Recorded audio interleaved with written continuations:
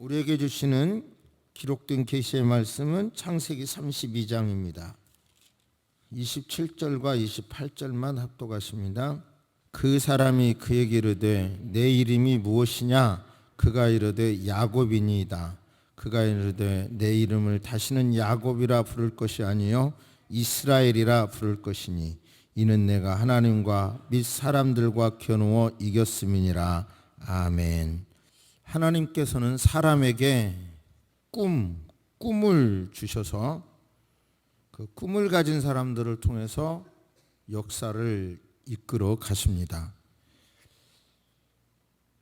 그러니까 다 어렵다고 하더라도 그 어려운 속에서도 꿈을 가진 사람을 들어서 당신이 원하시는 방향으로 한 걸음 한 걸음 역사를 이끌어 가신다는 겁니다.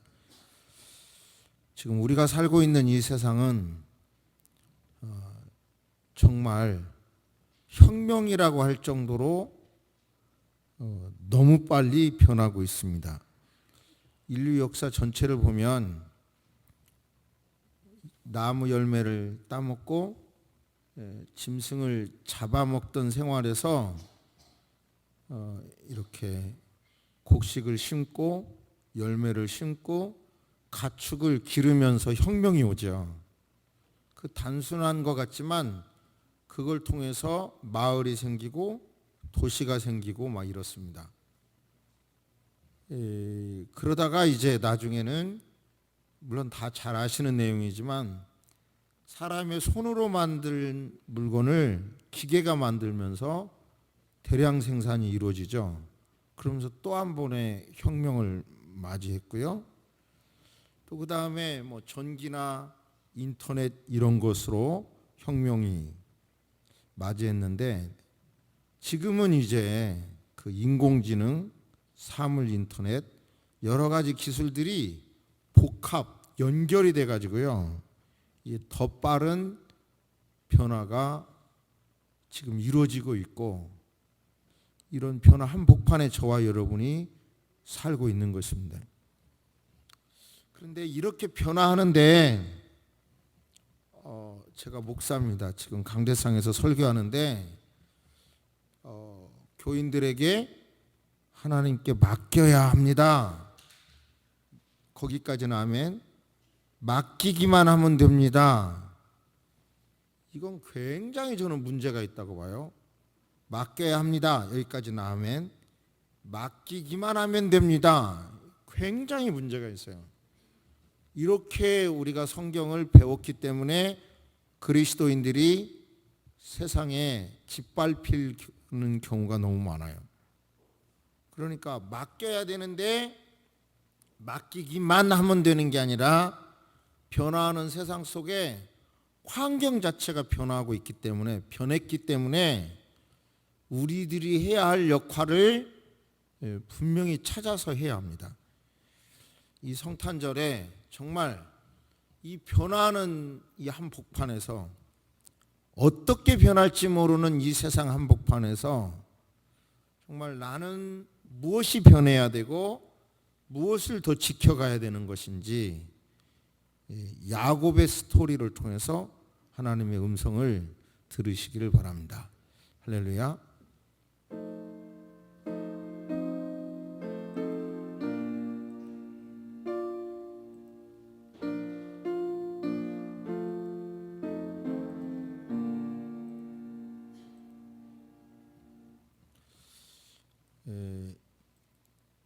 잘 아시는 대로 아브라함 이어서 이삭 이어서 이제 족장으로 야곱이 쓰임을 받는데요. 이삭에게 쌍둥이가 태어나죠. 그 이름은 에서와 야곱이죠. 근데 에서는 이제 불타는 의미가 있어서 남성적이고요. 그리고 야곱은 뜻이 이 둘은 태중에 있을 때부터 싸웠어요. 끝없이. 그러면서 형의 발 뒤꿈치를 잡고 나오죠. 그래서 2인자이기도 하고 또 약삭 빠르다는 의미를 담고 있습니다. 얌체라는 의미도 담고 있어요. 야곱은 그 단어를 다 조사해 보니까. 그런데 그 자기 자신의 그 2인자 장남에게 축복 권한이 다 넘어간다는 걸 알고 못 견디죠. 그래서 잘 아시는 대로 기회를 타서 팥죽 한 그릇에 장자권을 사버리고 맙니다. 그런데 이제 아버지가 나이가 많아져요. 눈이 어두워져요. 눈이 어두워지면서 결국은 영적으로도 어두워져요. 분명히 성경은 쌍둥이가 있구나. 그런데 큰 자가 어린 자를 섬기리라는 것이 하나님의 뜻인데 이제 자기 인간적인 생각을 넘지 못하고 큰아들을 축복하려고 하죠. 이삭으로 보면 지난주에 우리가 살펴본 대로 자기 자신을 번제로 드렸던 경험, 그 무시무시한 경험을 해봤잖아요. 그러니까 자기는 간단하게 짐승 잡아와서 자기를 기쁘게 하면 에서에게 축복해 주겠다고 하는데 그 소리를 아내가 듣죠. 그러면서 이제 자기가 받은 하나님의 음성에 따라서 동생에게 축복을 받게 하려고 이제 짐승의 그 가죽, 아마 짐승의 가죽을 벗긴 걸 말린 것 같아요. 그런 걸 입혀서 아버지의 축복을 받게 하잖아요. 그러니까 뭐 이거 소리는 뭐 이게 동생 녀석 같은데 이거 만져보니까 큰아들이네 하면서 축복을 하잖아요. 다 아시는 내용이니까. 그런데 그 축복을 받아놓고 보니까 이제 형이 진짜 와서 보니까 게임 아웃이잖아요. 다 끝나버린 거예요. 그때 통곡을 하죠. 그때 이제 도망가잖아요. 여러분에게 묻습니다. 여기까지는 뭐 주일학기 때부터 다 아는 내용이고요. 야곱이 떠날 때가 몇 살쯤 됐다고 생각하십니까? 축복을 이렇게 가로채서 떠날 때가 이 그림을 보면 다 이 어린아이로 그려놓고 그러잖아요. 그런데 다 찾아서 보니까 결국은 77세예요. 77세. 깜짝 놀라죠? 그러면 목사님 그때는 수명이 막 몇백 년대 아니에요. 그런 거 아닌데 이미 노인이었어요. 노인. 깜짝 놀랐어요. 저도 이 나이 계산해보고 77세. 그러니까 이제 법을 공부하고 난 다음에 옛날에 두리뭉실 넘어갔던 것들을 자꾸 이렇게 연구하다가 보면 막 혼란이 오는데요. 저도. 그러니까 이미 노인이었는데 장가도 못 갔던 거죠. 마마보이의 그걸 못 벗어나고 있는 거예요. 야곱, 얌체 야곱은. 그래서 삼촌 집에 갔고 거기서 이제 결혼을 하게 되고 13명의 그 자녀를 낳게 되죠. 그러니까 생각을 해보세요. 얼마나 야곱이 참 이 문장을 잘 분석해 보니까 에서는 이미 장가 갔어요. 형의 옷 이런 문장을 놓고 보니까. 그런데 장가도 못 가고 외삼촌 집에 도망갔다가 거기서 또 이제 라헬을 흠모하게 됐고, 그런데 7년 동안 머슴살이 종살이를 하고 나서 첫날 밤을 지내놓고 보니까, 그러니까 결국은 자기가 사랑했던 여인이 아니라 언니잖아요. 왜 이래요? 그러니까 외삼촌은 이 녀석아, 우리 이 지역의 법은 그 뒤차가 앞차를 추월할 수 없는 거거든. 이러면서 또 7년을 살라고 하잖아요. 그리고 이제 시간이 지난 다음에 다시 고향으로 돌아오려고 합니다. 근데 여전히 걱정이 되는 게 형 속였던 거란 말이에요.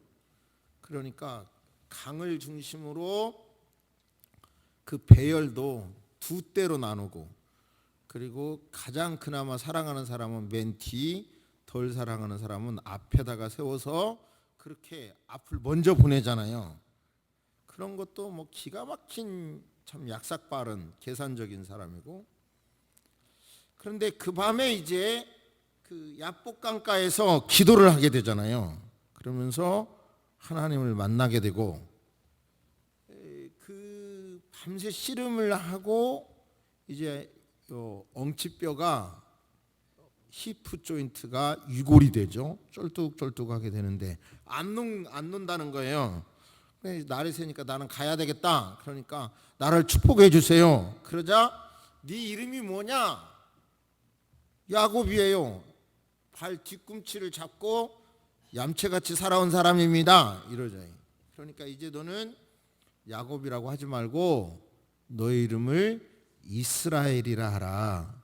이스라엘이라. 문장 안에는 바로 하나님과 겨누어 이뤘다. 그런데 문장의 속뜻은, 담겨진 속뜻은 하나님의 인도함을 받는 자라는 뜻입니다. 이스라엘이. 그러니까 그렇게 이름이 바뀌었어요. 그런데 지금 셈족, 유대교, 셈족이 만든 종교가 유대교, 지금 세계적으로 기독교, 이슬람 쪽이죠.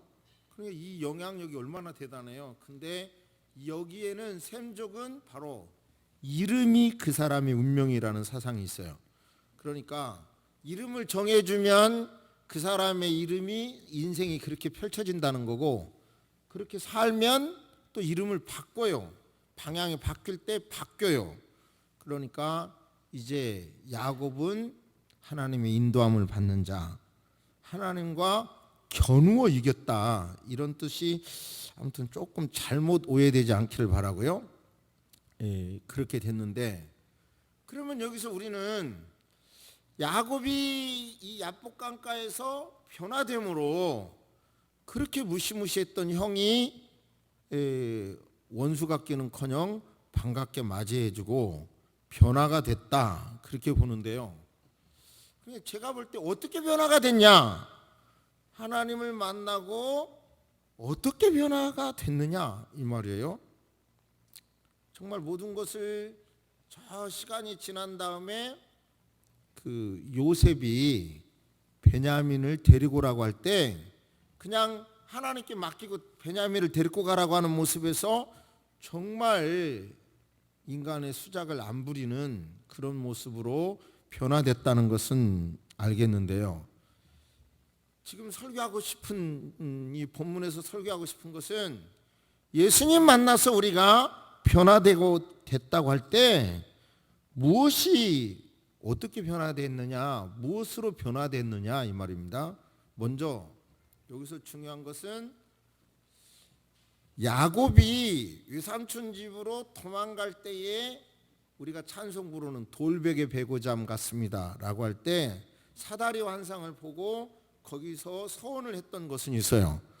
그러나 야곱의 인생 중에서 외삼촌에게 속일다든지, 그리고 뭐 형이 축복권을 다 빼앗을 것 같은 아버지는 형만을 사랑한다든지 뭐 이럴 때 하나님의 뜻이 큰 자가 어린 자를 섬기리라고 했으면 그런 것을 붙잡고 서원했다는 문장은 있지만 기도했다는 문장이 없어요. 어떻게 변화될 거냐, 이 말인데요. 그런데 여기서 천사와 씨름했던 하나님의 현현으로 보는데, 그 천사를 바로 나를 축복해 주세요, 이런 문장이나 이런 것 속에서 결국은 안 놓고 이런 모습이 기도하는 모습이에요. 자, 무슨 말씀이냐면 우리가 예수님을 만났다고 할 때 삶의 중요한 문제 앞에 무엇이 달라져야 하냐면 이 문제를 놓고 기도하는 삶으로 바뀌어야 되는 거예요. 내 생각만이 아니라 정말 나를 축복해 주세요. 당신의 뜻이 무엇입니까? 당신이 도와주지 않으면 나는 저 형의 저런 진노 앞에 두렵습니다. 그러니까 나를 도와주세요. 이런 기도가 기도하는 삶으로, 막 머리만 계속 굴러가는 삶이 아니라 그 전의 삶을 계속 제가 마음을 내려놓고 추적해 봤어요. 그러니까 야곱의 그 많은 사연 속에 기도했다는 것이 감이 와닿지 않는데요. 거기 야복강 앞에서 기도하는 모습은 가슴에 와닿아요. 그러니까 여러분, 이 성탄절에 예수님을 진심으로 만나기를 바랍니다. 어설프게 만나지 말기를 바랍니다. 삶의 희노애락의 문제를 놓고 예수님 앞에 뜻을 묻는 여러분 되시기를 주의 이름으로 축복합니다. 이렇게 우리의 삶이 바뀌어야 돼요. 두 번째, 변한 것이 있다면 이거가 아무래도 살아남기 위하여 아부가 아닌가 하는 생각이 들어요. 그런데 33장 10절에 보면 그 형에게 말합니다. 야곱이 이르되 그렇지 아니이다. 내가 형님의 눈앞에서 은혜를 입었사오면 청하건대 내 손에서 이 예물을 받으소서. 내가 형님의 얼굴을 배운즉 하나님의 얼굴을 본 것 같사오며 형님도 나를 기뻐하심이니이다. 이 말이요, 살아남기 위하여 아부한 것이냐, 이 고민인데요.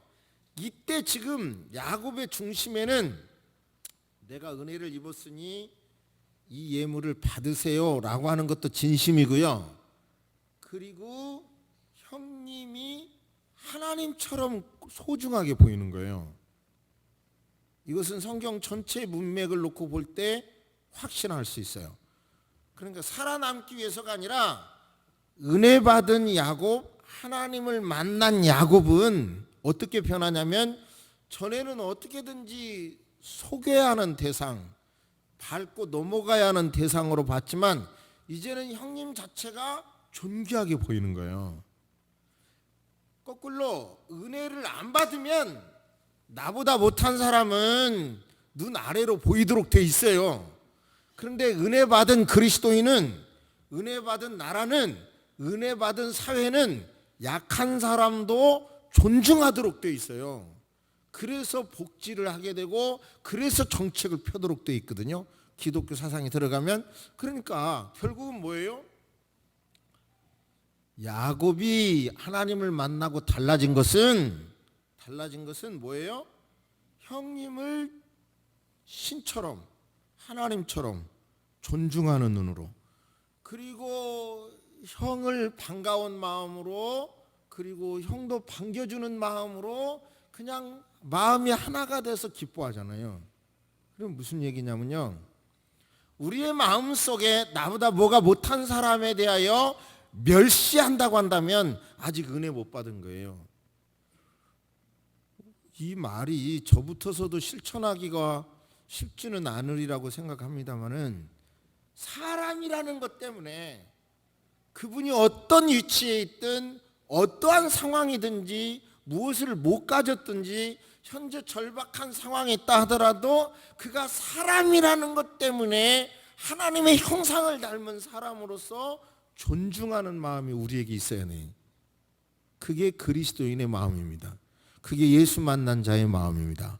아직도 그런 마음이 없다면 예수님을 설 만난 자라는 것을 인정하시고 예수님을 진정으로 만나시기를 주의 이름으로 축복합니다. 할렐루야. 그러니까 제가 옛날 호주에 갔을 때, 이 호주에서는요 제일로 혜택 보는 것이 개라나 개 강아지. 얼마나 강아지를 존중하는지, 여자도 존중하고. 제일로 힘든 것이 저 남자다고. 그리고 요즘같이 취업하기 어려울 때 관공서에 가보면 장애우들이 이렇게 정식으로 직원이 돼서 일하는 걸 보면, 어디를 갔는데 제가 봐도 이게 좀 지능이 떨어지시더라고요. 그러니까 옆에 그 책상에서 서류를 발급해 주는데 조금 어려우니까 당황하고 못하니까 옆에 있는 직원이 그걸 다 도와주더라고요. 참 얼마나 참 그 모습이 좀 그 서류를 발급받는 저로서는 조금 처음에는 당황했고 답답했는데 참 대한민국 좋은 나라가 됐다 이런 생각이 들더라고요. 그죠? 그러니까 바로 그런 거예요. 이 세상도 뭔가 지금 뭔가 일직선상에서 공개 경쟁하기가 어려운 사람에게 무언가 막 이렇게 뭔가 힘을 보태주려고 하는 게 이 세상의 정책인데, 그리스도인인 우리가, 예수 만난 우리가 그 예수님의 마음을 안 가지면 은혜 못 받은 거예요. 예수님 안 만난 거예요. 2016년 이 성탄절에 거꾸로 내가 모든 사람을 존중하는 눈이 있다면 은혜 받은 거고요. 그죠? 옛날에 월급 많이 갖다 주고 잘 나갈 때는 신랑을 하나님처럼 섬기다가 이제 은퇴하고 돈도 조금 갖고 가니까 멸시하고 계시다면 하나님 못 만난 거예요. 아직 덜 된 거예요. 아니, 각자 한번 생각해 보시기를 바랍니다. 정말 야곱이 하나님 만나고 난 다음에 과거에 이렇게 환상을 본 적이 있지만 이렇게 변한 적이 없어요. 그런데 그는 정말 변했어요. 하나님 형을 하나님 형상으로 존중하며 존중하잖아요. 이렇게 변했다. 이렇게 변하시기를 주의 이름으로 축복합니다.